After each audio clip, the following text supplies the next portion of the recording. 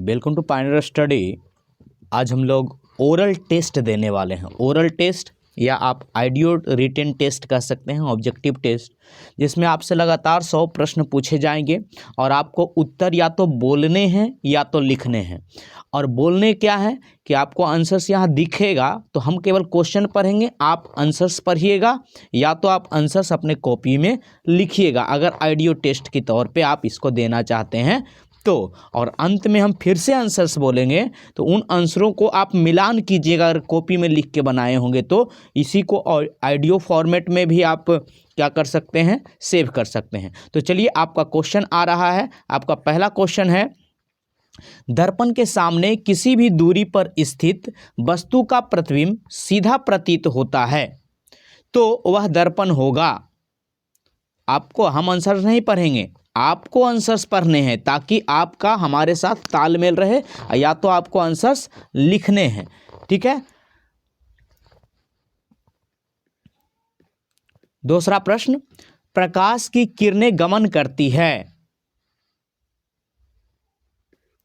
तीसरा प्रश्न, प्रकाश के परावर्तन के कितने नियम हैं। चौथा प्रश्न, परावर्तन के नियम से निर्धारित होता है।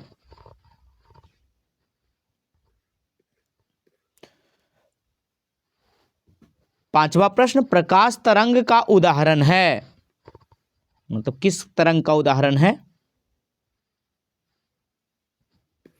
छठा प्रश्न, समतल दर्पण द्वारा बना प्रतिबिंब होता है। सातवां प्रश्न, एक अभिसारी किरण पुंज समतल दर्पण पर आपतित होती है, परावर्तित किरण पुंज होगा।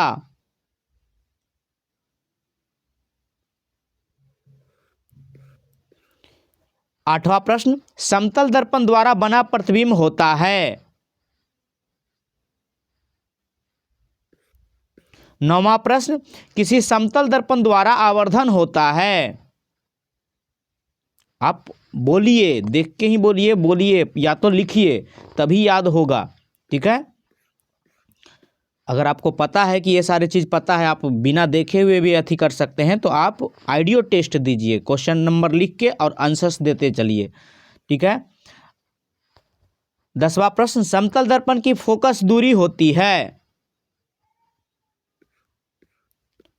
11वां प्रश्न, अवतल दर्पण के सामने वस्तु को कहां रखा जाए कि ताकि प्रतिबिंब उल्टा, वास्तविक और समान आकार का हो।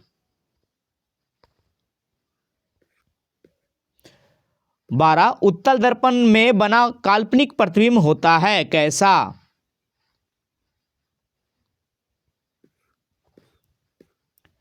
13, दर्पण सूत्र होता है क्या।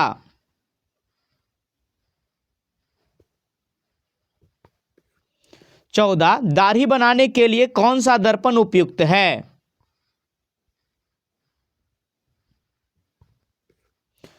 15, किसी कार के अग्रदीप में प्रयुक्त दर्पण निम्नलिखित में कौन होता है। आप डायरेक्ट भी लिख सकते हैं। 16, किसी दर्पण का उपयोग पश्च दृश्य दर्पण के रूप में किया जाता है।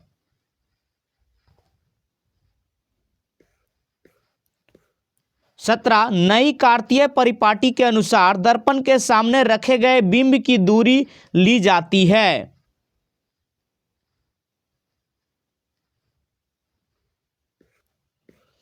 18, निम्न में किस दर्पण की फोकस दूरी धनात्मक होती है।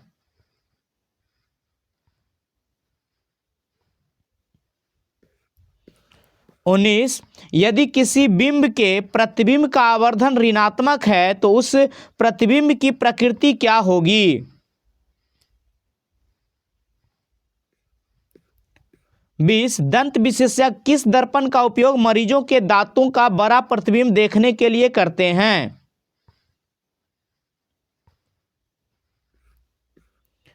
एक प्रयोग में अवतल दर्पण द्वारा किसी बिंब का प्रतिबिंब एक पर्दे पर प्राप्त किया जाता है।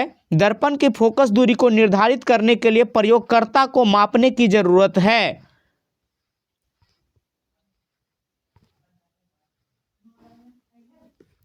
22 गोलीय दर्पण के परावर्तक पृष्ठ की वृत्ताकार सीमा रेखा का व्यास क्या कहलाता है?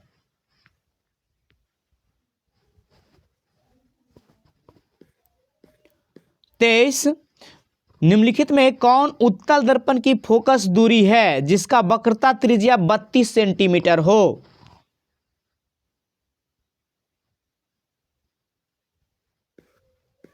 हजामत के लिए किस दर्पण का उपयोग होता है?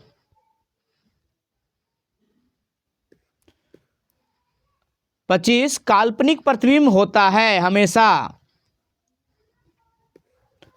26 गोलीय दर्पण के फोकसांतर एवं वक्रता त्रिज्या के संबंध क्या होता है?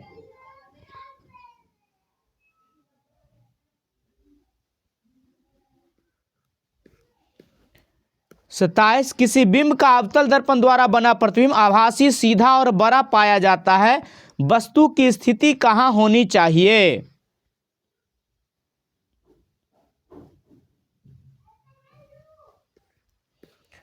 28 किसी दर्पण में दूर की वस्तु का प्रतिबिंब सदैव सीधा होता है। कौन से दर्पण में?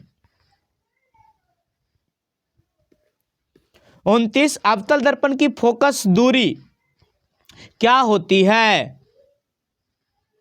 आप या तो बोलिए या तो लिखिए। अगर आइडियो टेस्ट दे रहे हैं तो लिखते चलिए, नहीं तो ओरल टेस्ट दीजिए। ठीक है, बोलिए तभी याद होगा। 23 किसी दर्पण से हमेशा वस्तु से छोटा प्रतिबिंब प्राप्त होता है। 31 किसी दर्पण की फोकस दूरी चिन्हों की परिपाटी के अनुसार ऋणात्मक मानी जाती है। 32 अवतल दर्पण में आवर्धित काल्पनिक प्रतिबिंब बनाने के लिए वस्तु को कहां रखा जाता है?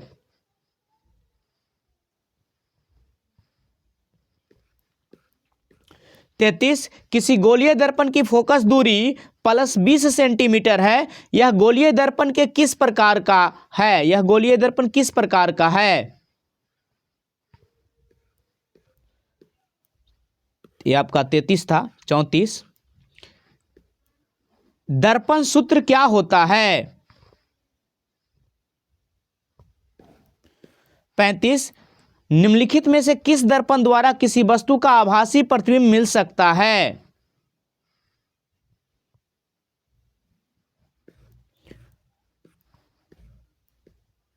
यह आपका परावर्तन से संबंधित था।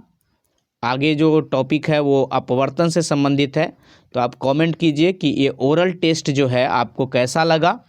अगर ये सही लगा तो इसी प्रकार से आपको टेस्ट का रिकॉर्डिंग आपको मिलेंगे। चैप्टर वाइज भी हम लोग करेंगे। और अगर आप आइडियो टेस्ट दे रहे हैं तो एक बार फिर से आप अपने आंसर्स मिलान कर लीजिए। और आप अगर ओरल टेस्ट दे रहे थे तो अब इस बार तेज़ी से उस चीज़ को पढ़ने की कोशिश कीजिएगा। तो चलिए, आपका आंसर्स था जो मिलान करते चलिए, आप टिक मारते चलिएगा। पहला का या तो समतल अथवा उत्तल, इस बार क्वेश्चन पे आप ध्यान दीजिएगा।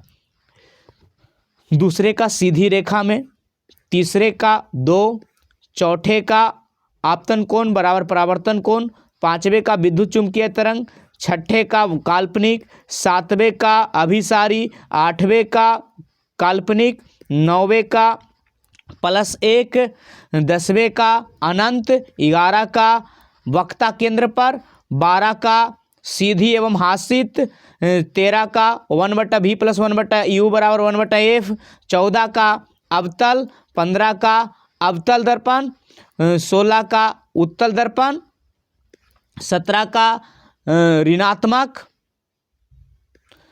18 का उत्तल दर्पण, 19 का वास्तविक और उल्टा, 20 का अवतल दर्पण, 21 का दर्पण और पर्दा के बीच की दूरी, मतलब नहीं, पर्दा और दर्पण के बीच की दूरी कह सकते हैं। आगे 22 का गोलीय दर्पण का द्वारक, 23 का +16 सेंटीमीटर, 24 का अवतल दर्पण, 25 का सीधा, 26 का r = 2f, 27 का दर्पण के ध्रुव तथा मुख्य फोकस के बीच, 28 का या तो समतल या तो उत्तल, 29 का ऋणात्मक, 30 का उत्तल, 31 का अवतल दर्पण, 32 का फोकस और ध्रुव के बीच, 33 का उत्तल, 34 का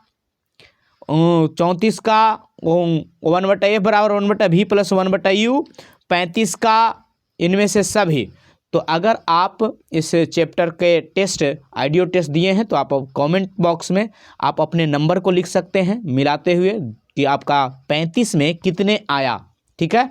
और अगर ये टेस्ट आपको ठीक लगा होगा, ओरल टेस्ट इसको बोल सकते हैं, या तो आपको ज़्यादा नहीं तैयारी है तो आप इसके साथ ओरल टेस्ट दीजिए, और नहीं तो आप आइडियो टेस्ट दीजिए, मतलब रिटन टेस्ट, आइडियो रिटन टेस्ट, मतलब का क्वेश्चन सुन के आप आंसर्स लिखते चलिए। गुड लक दोस्तों, फिर मिलेंगे अगले पार्ट में और ज़रूर बताइएगा कि कैसा टेस्ट लगा, तभी हम आगे इसी प्रकार के वीडियोज़ आपके लिए लाते रहेंगे।